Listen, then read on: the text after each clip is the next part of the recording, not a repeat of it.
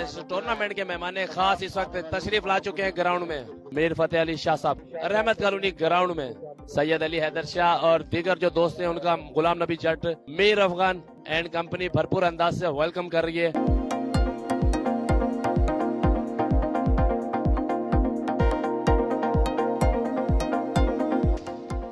जबरदस्त आतिशबाजी देख सकते हैं आप पूरे ग्राउंड में सर। मीर अफगान साहब ने जो ये एक प्रीमियर लीग का आगाज किया था और आज अल्हम्दुलिल्लाह फाइनल में, इस शहर में जिस तरह से हम देख रहे हैं नौजवान तबका जो पॉजिटिव एक्टिविटीज के अंदर, स्पेशली स्पोर्ट्स के अंदर जिस तरह से आगे आ रहा है, तो हम उम्मीद रखते हैं इंशाल्लाह कि वो दिन दूर नहीं है कि हमारे इस शहर के नौजवान पाकिस्तान के लिए खेलेंगे इंशाल्लाह ताला।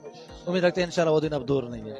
अल्लाह ताला हमें और भी तौफीक दे इस तरह की एक्टिविटीज को जारी सारी रखने की इंशाल्लाह। One love, thanks, thank you.